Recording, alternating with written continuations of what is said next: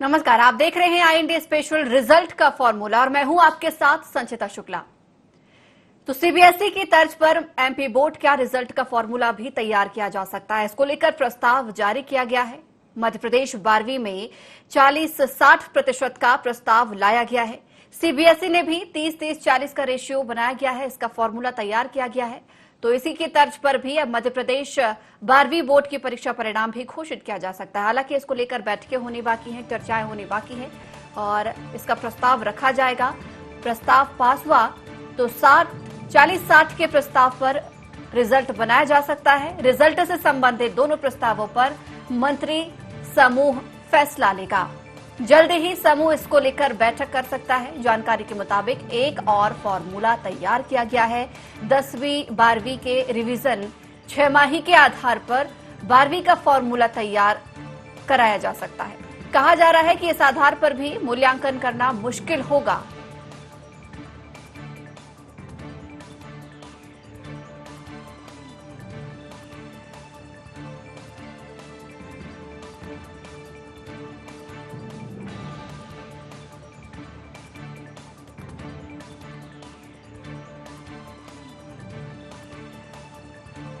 तो सूत्रों की माने तो अब तक शासन सीबीएसई के अगले कदम का इंतजार कर रहे हैं। बताया जा रहा है कि सीबीएसई के फॉर्मूले को ही आदर्श मानकर उसके अनुसार एमपी बोर्ड के 12वीं के रिजल्ट को तैयार करने पर विचार किया जा रहा है। संभावना इसमें कुछ बदलाव के साथ रिजल्ट बनाया जाए।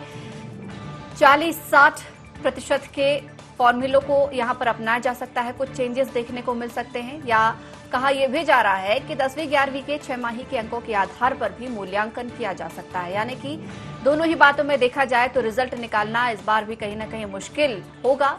ये भी चुनौतियां होंगी।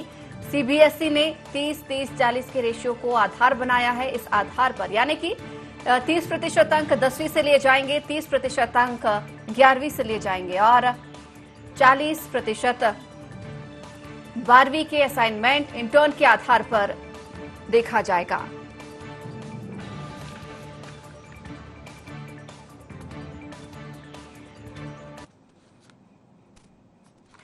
और इस खबर पर हमारे साथ चर्चा करने के लिए मेहमान जुड़ रहे हैं डी अशोक कुमार, प्रिंसिपल ज्ञान गंगा इंटरनेशनल एकेडमी से जुड़े हुए हैं।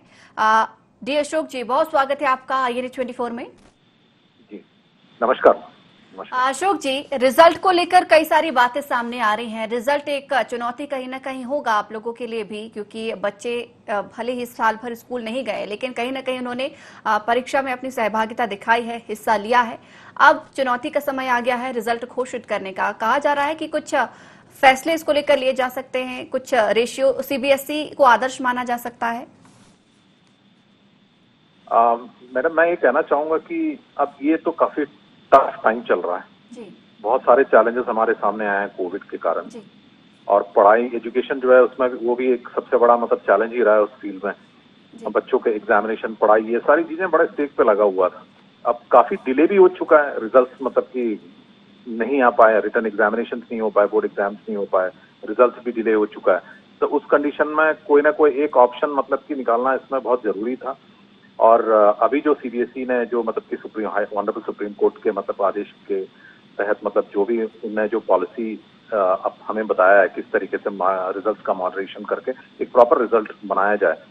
तो उस संबंध में मैं ये कहना चाहूंगा कि बेहतर है, क्योंकि 10th का इसलिए लिया गया, पहले हमें ऐसा लग रहा था कि 10th का तो ऐसा जरूरी नहीं था क्योंकि 11th और 12th जो है एक इंटीग्रेटेड कोर्स होता है।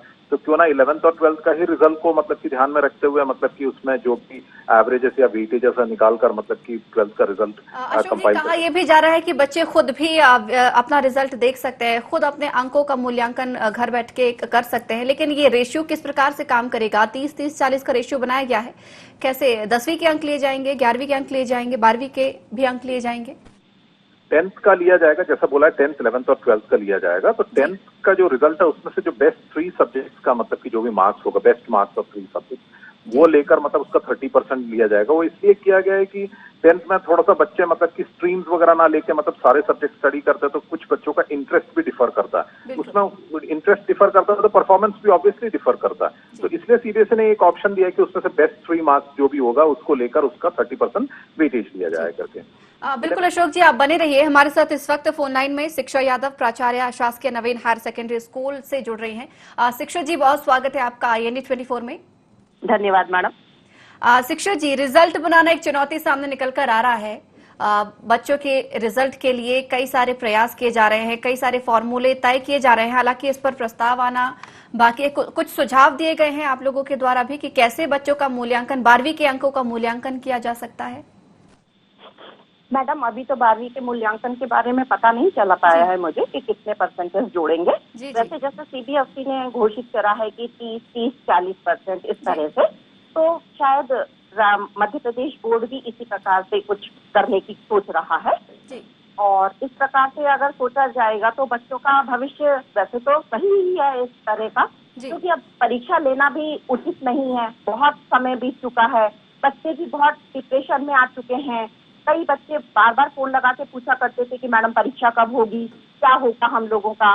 तो बच्चों का भविष्य भी अंधकारमय न हो और सभी बच्चे पास भी हो जाएंगे। तो शिक्षा जी, हम कह सकते हैं कि CBSE को जो फॉर्मूला दिया गया है अंक तय करने का, तो क्या MP बोर्ड में भी ये बेहतर साबित होगा, आसान होगा मूल्यांकन करना बच्चों का?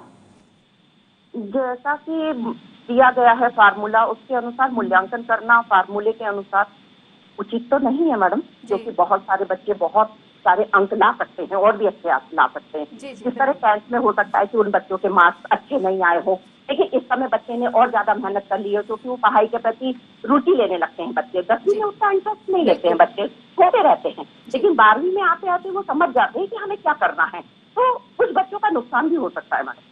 हाँ बिल्कुल शिक्षा जी, बने रहिए, आपके साथ और चर्चा करेंगे। हमारे साथ इस वक्त फोन लाइन में कमल विश्वकर्मा, अध्यक्ष पालक महासंघ से जुड़ गए हैं। कमल जी, आपका भी बहुत स्वागत है आपका INA 24 में। जी आपका धन्यवाद।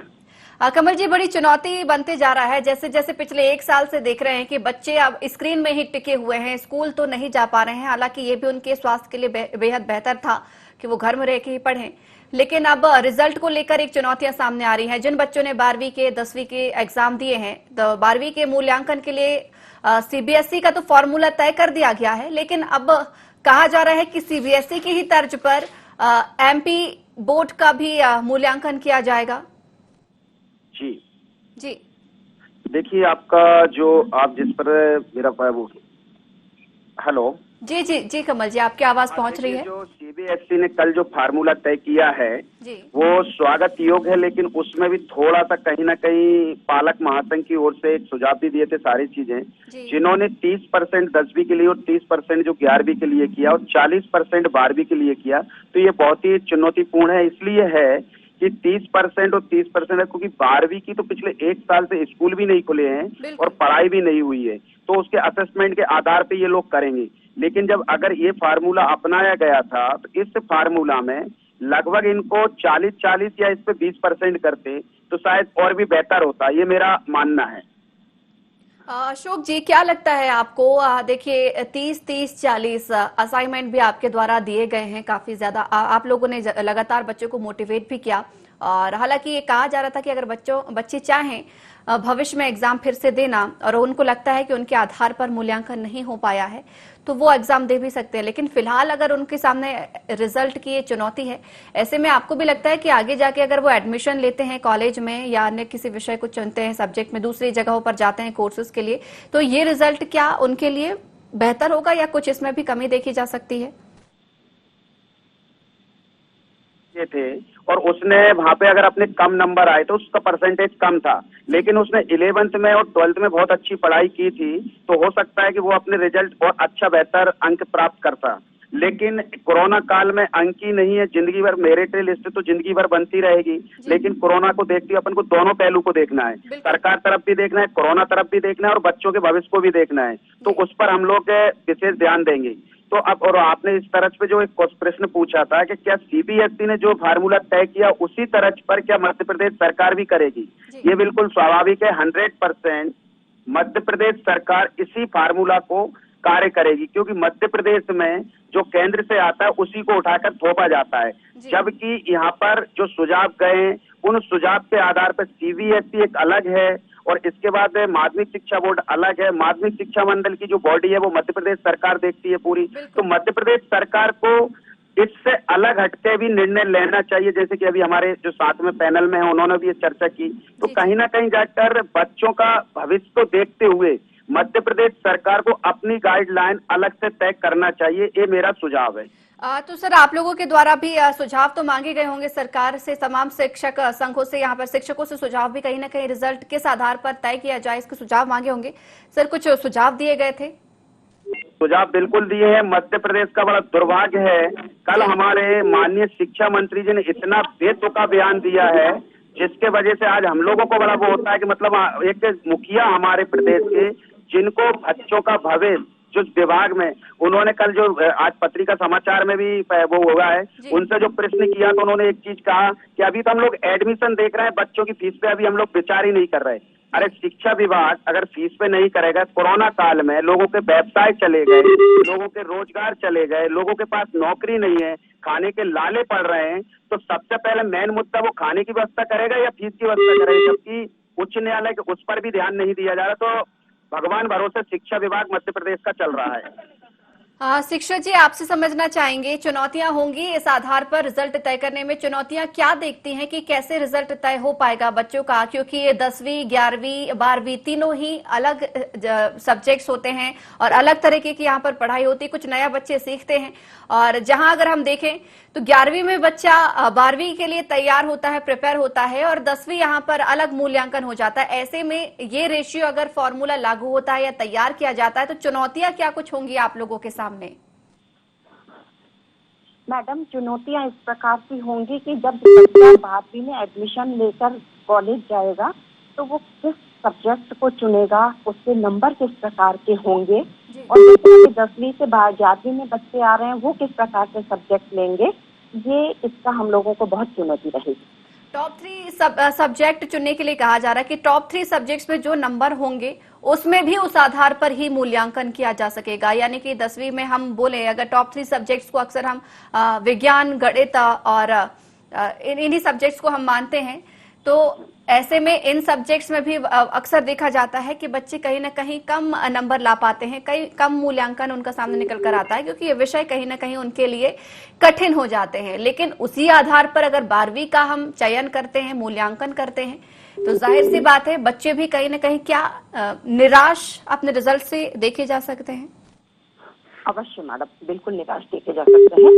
जिन बच्चों ने अगर 12वीं में क्या होता है, कभी कभी टीचर्स प्री बोर्ड में भी कम नंबर देती हैं, अच्छे नंबर आने के बावजूद भी, अच्छे नंबर आ सकते हैं उनके, लेकिन कॉपी हम लोग थोड़ा सख्ती से जांचते हैं। अगर वही मार्क्स ले लिए जाएंगे तो बच्चे का नुकसान हो सकता है, क्योंकि हम लोग बच्चों को इसलिए कम नंबर देते हैं कि वो थोड़ी और मेहनत करें। इतना आपको मालूम नहीं था कि कोरोना होगा और परीक्षा नहीं हो पाएगी, तो बच्चों को कम नंबर दिए जाते हैं। अशोक जी, आप भी प्रिंसिपल हैं, लगातार बच्चों के संपर्क में आप भी रहते हैं, कई बच्चे आपसे भी कई मार्गदर्शन लेते होंगे, जाहिर सी बात है। ऐसे में अगर 12वीं के रिजल्ट के लिए वो तैयार हैं, जो आप लोगों को रेशियो दिया गया है रिजल्ट तैयार करने के लिए, तो क्या बच्चे भी इसके लिए प्रिपेयर हैं कि हाँ अगर ऐसा आधार पर उनका मूल्यांकन होता है तो क्या बच्चे भी संतुष्ट नजर आते हैं? कई सारे सवाल आपके पास भी बच्चों से संबंधित पहुंचते होंगे, बच्चे खुद आपसे चर्चा करते होंगे। जी, बच्चों को थोड़ा सा कंफ्यूजन इस मामले में रहता ही है, लेकिन ये हमें ही उन्हें प्रॉपर्ली काउंसिल करके समझाना पड़ता है। यहाँ पे जो मैं बताऊंगा कि अगर मार्क्स की बात है, जैसे 10th में मतलब कि सीबीएसई ने 10th इसलिए लिया है कि एक सीबीएसई के द्वारा मतलब जो बच्चा अभी 12th में है उनके लिए एक ही बोर्ड एग्जाम कंडक्ट किया गया था 10th का, इसलिए उनने मतलब कि उसको एक स्टैंडर्ड ऑफ प्रोसीजर मानते हुए उसका 30% वेटेज रखा है। उसमें भी उन्होंने क्लियर किया है कि अगर मतलब कि उसमें से जो बेस्ट परफॉर्मिंग सब्जेक्ट के 3 के ही मार्क्स हमने लेना है, 3 सब्जेक्ट के मार्क्स लेना है, तो उसमें भी ये प्रॉब्लम हट जाएगा कि अगर कोई बच्चा मतलब सपोज मैथ्स में अच्छा, सोशल साइंस में वीक है, तो उसके जो बेस्ट परफॉर्मिंग 3 सब्जेक्ट है उसका ही वेटेज लेना, तो वहां बच्चों का कोई नुकसान होगा नहीं वैसे। और 11th और 12th में अगर आ जाते हैं तो वो उसमें भी मतलब कि बोर्ड ने काफी लिबर्टी दिया है कि आप रिजल्ट्स को मॉडरेट कर सकते हैं अपने बच्चों की एबिलिटी और पोटेंशियल को देखते हुए। कोई ऐसा लग रहा है कि कोई बच्चा मतलब कि जो होम असेसमेंट में अच्छा नहीं किया है और आपको लग रहा है कि नहीं वो अच्छा और अच्छा कर सकता था, तो यहाँ पे मतलब हमारे पास एक स्कोप है कि हम उस बच्चे को किस रेंज में डालें।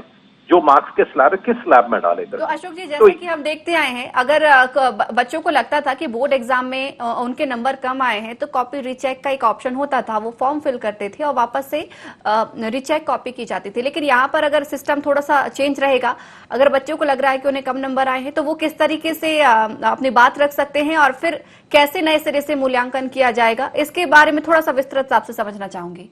मैं भी बोर्ड ने मतलब कि ओपन रखा है, उन्होंने कहा है कि कोई भी बच्चा अगर अपने रिजल्ट से सेटिस्फाई नहीं हो सकता तो एक री एग्जामिनेशन जो बाद में कंडक्ट किया जाएगा उसके लिए वो अप्लाई कर सकते हैं और अपना रिजल्ट्स को जो है सुधार सकते हैं। जिस भी सब्जेक्ट में उनको लग रहा है कि नहीं मुझे इस सब्जेक्ट में कुछ ज्यादा मिलना चाहिए था और कम मिला है तो वो फिर से दोबारा एक री एग्जाम के लिए अप्लाई कर सकते हैं, जो सीबीएसई उसके लिए डेट देगी और फिर से वो एक री एग्जाम करा के वो अपने रिजल्ट को इम्प्रूव कर सकते हैं। ये दिया गया है एक ऑप्शन। तो मुझे नहीं लगता है कि अगर स्कूल सारे मतलब कि जो प्रिंसिपल्स और जो कमेटी बनाए गए अगर वो ध्यान से बच्चों के एबिलिटी और पोटेंशियल को देखते हुए ध्यान में रखते हुए अगर रिजल्ट को सेंसिबली और प्रूडेंटली बनाएंगे तो मुझे नहीं लगता है किसी बच्चे के साथ इनजस्टिस होगा। जो बच्चे मतलब कि जिस लेवल में आना चाहिए उस लेवल में हम उनको डाल पाएंगे और उनके रिजल्ट सही तरीके से बना पाएंगे। बस यही है कि जो टीम जो भी काम कर रही है, जो भी कमेटी है, उनको बहुत ध्यान से और बहुत मतलब कि एफर्ट से मतलब कि रिजल्ट्स को बनाना पड़ेगा। उनको काफी ध्यान रखना पड़ेगा इस चीज में ताकि कोई भी बच्चे के साथ इनजस्टिस ना हो। तो अशोक जी, जिस तरीके से भी आपने बताया कि तमाम चीजों को ध्यान में रखते हुए बनाया जाएगा, लेकिन क्या ये रिजल्ट आगे उनके स्टडी के लिए कहीं ना कहीं चुनौतियां या मुसीबत तो खड़ी नहीं करेगा? क्योंकि 12वीं के बाद बच्चा एक नई दिशा चुनता है, नए सब्जेक्ट चुनता है, कॉलेज में जाता है और एक किस दिशा में उसे जाना है, करियर उसका निर्धारण जो होता है कॉलेज के माध्यम से होता है। स्कूलिंग हम आधार कह सकते हैं, उसके बाद निर्धारण कॉलेज से ही होता है। ऐसे में जो ये रिजल्ट तैयार होगा तो कई बार देखा यह भी जाता है कि कॉलेजेस अंकों के आधार पर बच्चों का चयन करते हैं, यानी कि उनका रिजल्ट क्या रहा है उस आधार पर मेरिट लिस्ट के आधार पर निकालते हैं, या कई कॉलेजेस एग्जाम भी लेते हैं। लेकिन ये जो रिजल्ट तैयार उनके लिए किया जाएगा तो कॉलेज एडमिशन के लिए उनके लिए कुछ प्रॉब्लम्स खड़ी हो सकती हैं बच्चों के लिए। मैडम, अगर पैंडेमिक की हम बात करें तो ये सिर्फ स्कूल तक ही सीमित नहीं है, कॉलेजेस भी इफेक्ट, मतलब हर जगह मतलब कि सभी इफेक्ट हुआ है इससे। तो अगर स्कूल के लिए मतलब कि कोई पॉलिसी बनी है रिजल्ट मॉडरेशन का तो ऑब्वियसली जब ये कॉलेज में जाएंगे तो एडमिशन में भी कोई ना कोई लिबरल पॉलिसी तो अडॉप्ट करेंगे ही, वो फॉलो करेंगे।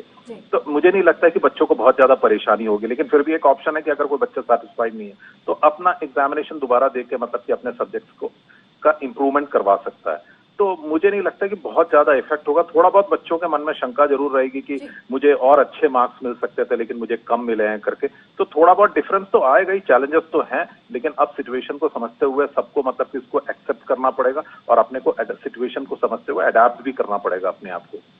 यही मैं कहना चाहता हूँ। बिल्कुल। कमल जी, आपसे समझना चाहेंगे, जिस आधार पर बच्चों का रिजल्ट आएगा, जाहिर सी बात है इसमें 10वीं 11वीं 12वीं तमाम जगहों तमाम नंबरों को देखा जाएगा, मूल्यांकन किया जाएगा। सीबीएसई ने तो अपना प्रस्ताव ला दिया है, सीबीएसई इस आधार पर मूल्यांकन करेगी, लेकिन एमपी बोर्ड के लिए भी अभी बकाया है। हालांकि 2-3 किस्म की बातें यहाँ पर चल रही हैं कि 60-40 का रेशियो भी चल सकता है, 30-30-40 का रेशियो भी चल सकता है, या फिर 10वीं 11वीं के 6 माहिक अंकों के आधार पर भी 12वीं का रिजल्ट तैयार किया जा सकता है। ऐसे में बच्चे किसी तरीके से हतोत्साहित ना हो, इसको लेकर भी घरों में किस प्रकार से आप टिप्स देना चाहेंगे कि पेरेंट्स उनको लगातार मोटिवेट करते रहें और उन्हें अप्रिशिएट भी आने वाले समय को देखते हुए वो लगातार करते रहें?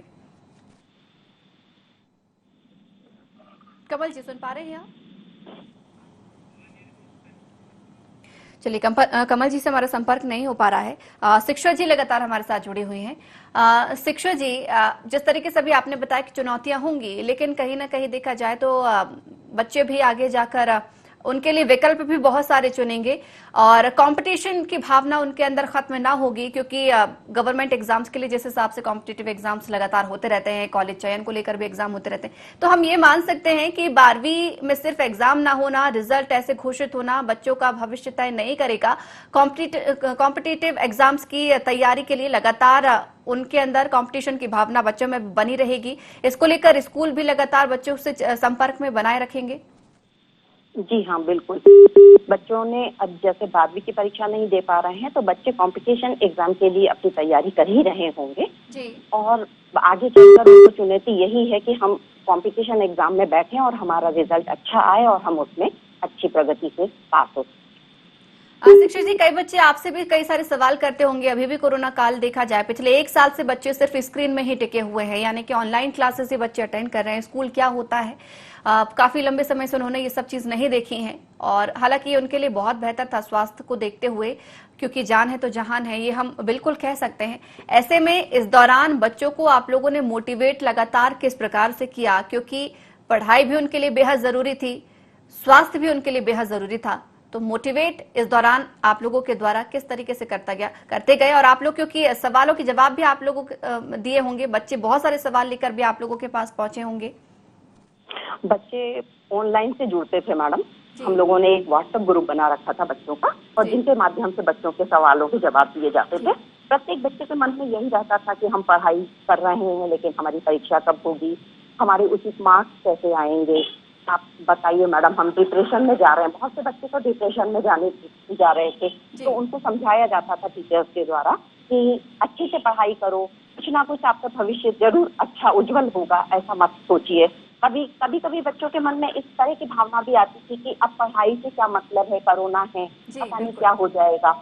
तो बच्चे कई प्रकार के सवाल पूछते थे मैडम, डिप्रेशन वाले सवाल भी पूछते थे, प्रोत्साहन वाले सवाल भी पूछते थे। तो उनको मोटिवेट टीचर्स के द्वारा किया जाता था। कभी कभी मुझसे भी जुड़ जाते थे, तो उनको यही बताया जाता था कि बच्चे हराश ना हो, पढ़ाई लगातार चालू रखें और अपना मन ऐसे ज्ञान में लगाएं, किसी उचित मार्गदर्शन प्राप्त करें, मम्मी पापा के साथ रहें, और किसी प्रकार की भी गलत दिशा में ना पहुंचे आप लोग। बिल्कुल, जाहिर सी बात है शिक्षक जी। कमल जी हमारे साथ लगातार बने हुए हैं। कमल जी, आप क्या टिप्स देना चाहेंगे, क्योंकि रिजल्ट जिस आधार पर तय होगा, कई बच्चे टॉप लेवल पे हमेशा से रहते हैं, कई बच्चे एवरेज होते हैं, या कई बच्चे पढ़ाई में कमजोर भी होते हैं, लेकिन यहाँ पर उनका आधार विषय जो आधार चुना गया है वो 10वीं 11वीं और 12वीं चुना गया है।